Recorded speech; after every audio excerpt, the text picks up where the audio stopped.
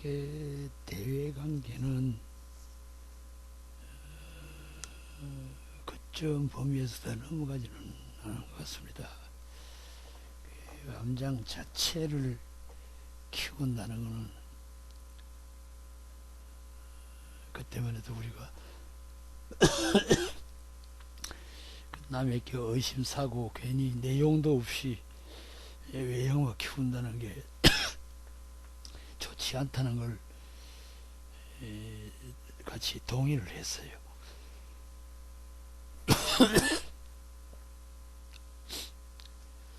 그래서 각자가 외부에 영향을 미칠 수 있는 그런 뭐 단체라 하기는 못하지만 직접 영향을 미칠 수 있는 그런 외부의 그냥 이야기를 하면 조직이 될까요? 너는 암장 그룹이다는 그런 것을 밝히질 않고 이제 가까이 있는 사람들도 되게 저 친구는 이러한 사람끼리 모두 가까이 하고 있고 그래 친하다는 정도로 인식을 하고 있었지 형식이 무슨 조직 속이 뭐다 이런 생각을 갖고 있질 않았어요. 그러나 인간의 신뢰 저 사람들은 뭔가 사회를 위해서 일할 수 있는 사람이라고 하는 걸 그런 신뢰를 받았습니다만 그 이상 것은 없었고요. 들어 학생 신문으로는 넘치는 이야기를 하죠. 가까운 친구들이니까 이승만 독재나 자유당 독재에 대한 아주 혹독한 비판 같은 거는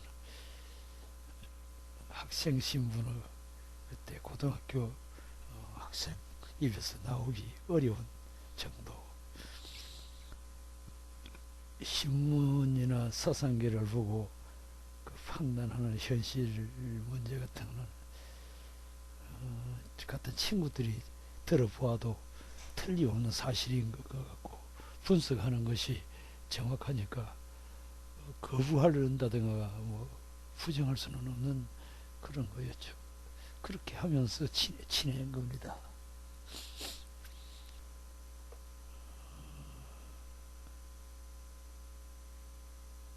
그리고 다른 특이할 사항은 없었고요.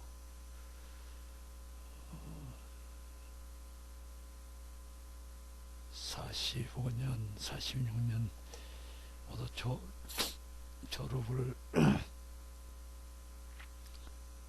졸업을 하게 되고 나는 먼저 나와서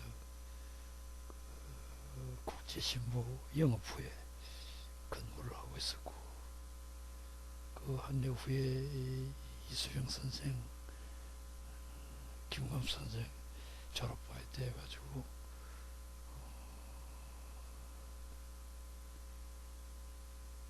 서울 모두 가서 합격이 되고 이 사범학교 나온 김정희 선생 이하 모두 다른 분들은 일선에 모두 배치를 했습니다. 그때 대학교 지나간 사람은 아무도 없고 사범학교가 국비로 가지고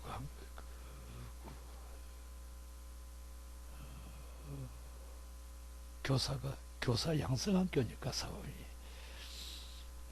국가 국비로가 교육을 받았으니까 그 국비값을 나라에서 교육한 그만큼 나라에 봉사를 해야죠. 그러니까 의무적으로 교사를 3년인가 그때 의무 교육 복무를 해야 되는 그런 책임을 갖고 있었습니다. 각자 모두 학교로 배치를 받아가지고 흩어졌는데 그렇게 흩어져도 그 여름과 겨울과 두 차례씩은 꼭 만났고 그건 뭐 약속된 대로 의무적으로 만나게 돼 있었고 중간에 이제 서로 서신으로 소식을 서로 주고받고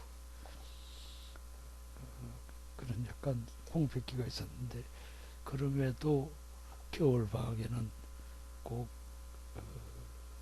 발표회를 심포지엄이죠. 열고 그 우리가 연구하고 구상했던 것을 발표하고 우리가 아는 만큼 질문에 답변도 하고 그랬습니다. 그것이 이제 학교 후에 내가 그 신문사를 있다가 나중에 그 집안 형님 되는 분인데 그분이 원래는 민주중보 편집국장을 했어요. 하다가 민주중보가 그 소위 좌익계열이라 해가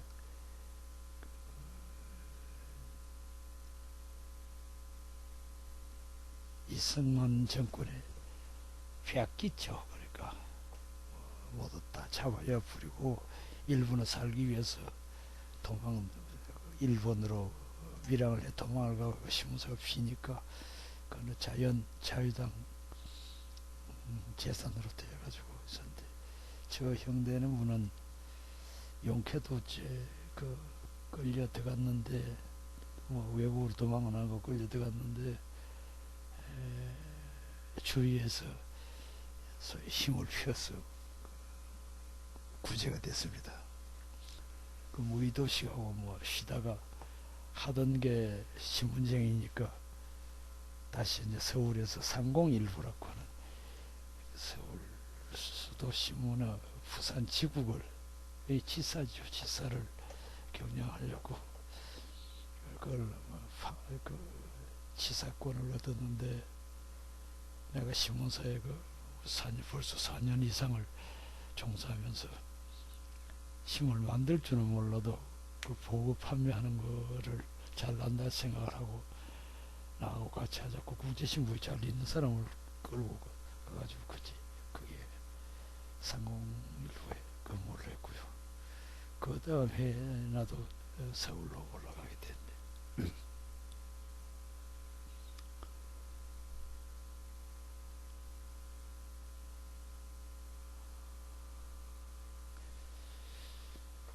서울 가서 고생 꽤나 했죠. 뭐 초기에 그런 거는 지난번에도 내가 말씀을 했기 때문에 뭐 더 이야기를 안 해도 될 것 같습니다. 그 부분은 아마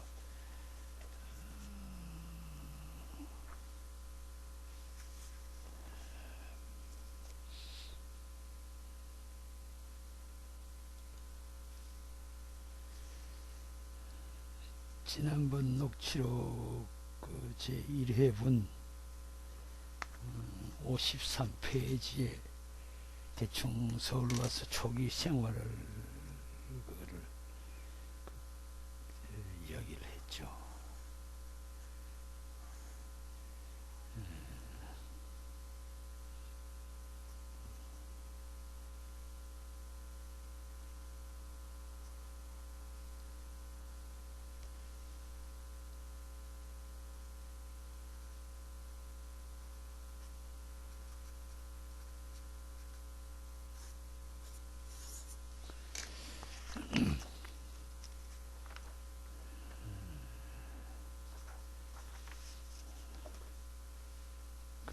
아버지 친구인 처음에 출마해가 당선될 때는 민주당으로 당선했어 해가지고 문교분과위원 소속이었는데 그분한테 가서 처음에는 등록금을 좀 부탁을 했었는데 그게 좀 어려웠던가 봐요.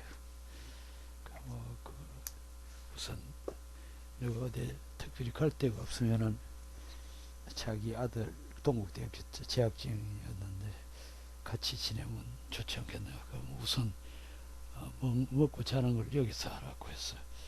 일단 기식하는 걸 그 집에서 한 6개월 가량 했습니다. 하고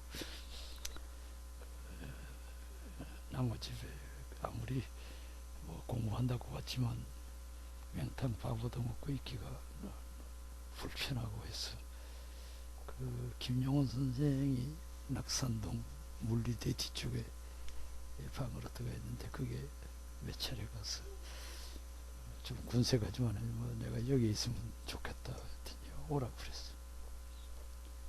그리 가서 같이 자취를 했습니다.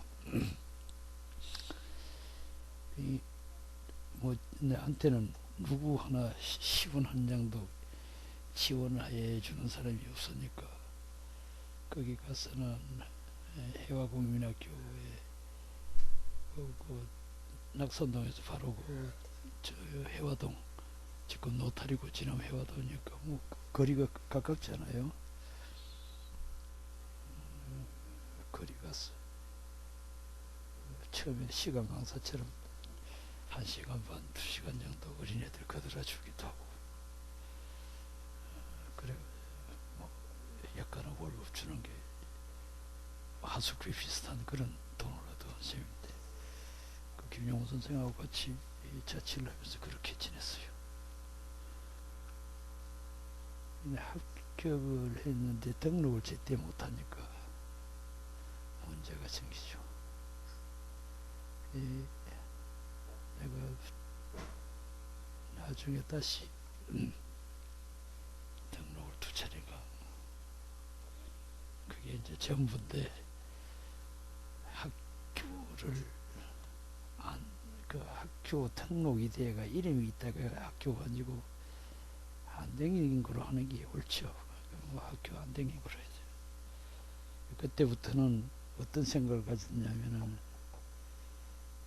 내가 뭐 특별히 등록금이 나올 수 있는 곳이 있으면 좋은데 그렇지 않으면은 서울 왔으니 집에 가는 것보다는 일단 공부를 좀 해보자 해서 이 처음에 있던 집에 그 동국대학교 그 친구하고 따라서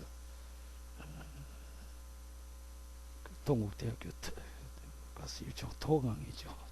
뭐 친구 있으니 같이 가서 황희동 선생 역사 강의도 듣고 양지동 선생 국문학 내지는 국문학사도 듣고 이제 건국대학교는 낙원동 그게 본래 무슨 건물인지 내가 잘 모르겠는데 일본식 그 동 건물이 뭐 교실 해봐야 2층까지 2층 3층인데 3층에는 그 교실 될 만한 것이 없고 2층 1층 교실 해봐야 한 5, 6개 되는 그 소강당처럼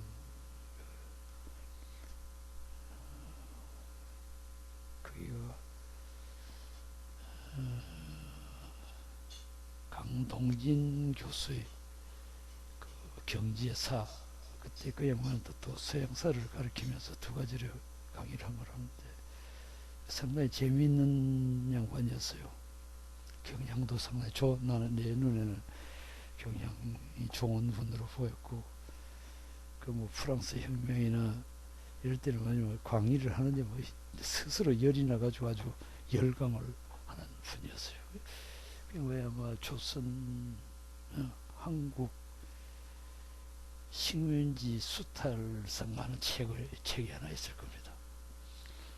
그전에는 그 어느 책이 특별한 게 그 노트에 사부노트를 해가지고 와서 강의를 했는데 거기 재미가 있었고 백명주라고 있었습니다.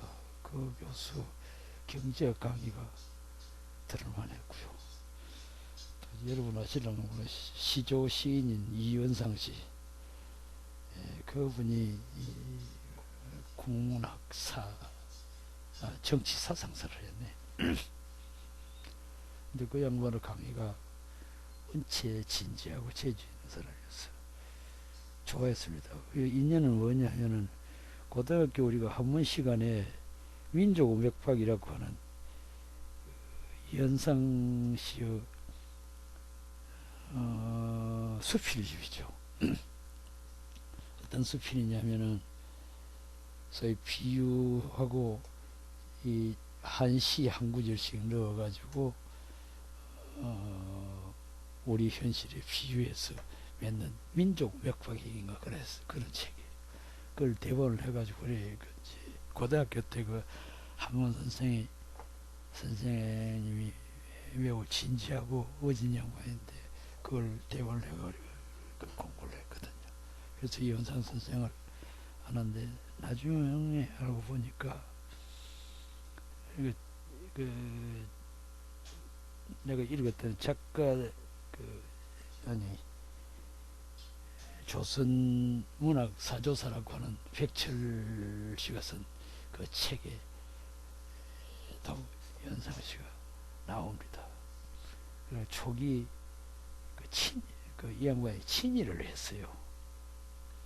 그래서 이제 우리 마음에 값이 좀 떨어졌는데 그 양반이 그 외모가 아주 귀골스럽게 생긴 귀가 아주 뭐 이 어깨에 닿을 만큼 귀가 아주 큰 부채처럼 그런 게인데 외모도 아주 어지럽게 생기고 강의가 아주 청산유수예요. 뭐 강의 하나는 빨리 들어갈 만큼 뛰어난 분이었는데 그 양반한테 한국 정치 사상사를 사상사의 내용은 잘 모르겠고 이 양반이 와가 강의하는 거는 자유대항에 대한 불신이에요. 6.25 때 보니까 그것이 비록 적이다 뭐다 하지만은 와가지고 하나의 묘가 있지 않잖아요. 6.25가 나오는데 무엇을 이 사람에게 해야 될 것 안 해야 될 것을 구분해 확인하게 일이 하는 듯 하게 하는데 우리 이 자유당 정권들은 하는 것도 되는 것도 없이 그냥 부정만 저지른다고 하는 그런 아주 신랄한 비판하는 그런 게 아주 귀에 시원하게 들어오는 기억이 나요. 그 이현상 씨한테 배웠고 나중에 국제정치학이라고 하면서 서울시장 어떤 윤치영 씨가 와서 강의를 하는데 그 양반은 우선 그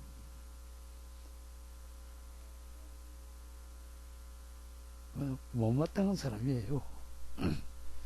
인격 자체가 좀 지저분한 데다가 그 권력 양지에만 돌아다니는 그런 얍삽한 사람처럼 보여가지고 별로 한 시간 듣고는 그 뒤로는 가지를 안 했는데 그런 식으로 도강 성균관대학교 가가지고 조현재 선생의 국문학사도 또 듣고 박종홍 씨 강의도 몇 차례 들었습니다. 그 양반이 그때만 해도 가장 서울대학교에서도 이름 있던 분이라는데 나중에 뭐 박정희한테 밀착이 되고 이현상에도 한 가지죠. 박정희가 충무공을 받들게 된 동기는 이현상 씨가 박정희한테 붙어서 충고를 하고 충무공을 높였다는 것 아닙니까? 그래서 그 동상면들은 영향까지 이현상 씨가 했다는 말을 들었습니다. 그 한국의 지식인이라고 하는 사람들이 철학도 같지 않았고 그런 것 같아요. 어쨌든 그러면서 나는 학교에 미래는 있는데 길이 없잖아요. 내가 한 가지 말을 안 해야 될 걸 하는지는 모르겠는데 나중에 등록금이 생겨가지고 등록을 하려 하는데 다른 친구가 내 등록일이 언제까지인데 하고 나면 내가 집에 내려가서 갖다 줄 테니 좀 빌려달라. 난 조금 늦어도 좋겠다 싶어서 줬더니 막 그질로 그게 자기 등록하고 끝이나 부린 거예요. 그래서 나는 등록 2번 하고는 그 위에 다 등록을 할 수도 없었고 수석에 나중에 들어가게 됐는데 그 서울대학교 도서관이 그때는 중앙도서관이라고 하는 게 없고 서울대학교 도서관이 중앙도서관이었습니다. 거기에 규장각 도서도 보관이 되어 있었고요. 그때 말로는 20만 권, 40만 권인가를 장사가 되어 있다는 서고가 원체 오랫동안 청소를 하지 않아가지고 그 청소를 해야 된다. 그 용역을 내가 따서 청소하러 들어간 것이 인연이 되어가지고 아주 청소 끝나고 난 뒤에 수석의 촉탁으로 건물을 했습니다. 그 2년까지는 또 서서히 이야기할 거 없겠네. 굳이 한다고 하면은 처음에 있었던 그 국회의원 아버님의 친구 되는 분의 비서가 같이 밀양 고향 사람인데 밀양 농장학교 출신이고 애초에 알던 분들이에요. 이제 그 양반도 비서하는 손씨인데 비서하는 양반도 저희 아버지를 잘 알고 있고 내가 지금 어려워서 좀 하고 있으니 도와주는 이 위에서 자기는 비서를 하면서 국회 문교분과위원 비서니까 문교부에 소통을 하면서 도서관 자리에 수석회장인가 그런 계장으로 일이 앉았어요. 거기에 자리에 앉자 나를 도와주는 의미에서 이제 그 청소를 시켰고 청소를 다 끝나고 나자 그 수석의 안에 그런 사람이 하나 필요하다가 서고 안을 이 관리하는 사람이 필요하다가 나를 촉탁으로 여중은 나를 도와준 거죠. 그래 그게 건물을 했는데 그 근무도 저녁 되면 또 그래도 건국대학교 거기서 낙원동이니까 원남동을 해가 걸어와가지고 그 야간부에 또 청강을 하고 그래 했습니다. 근데 그게 그 이듬해 47년에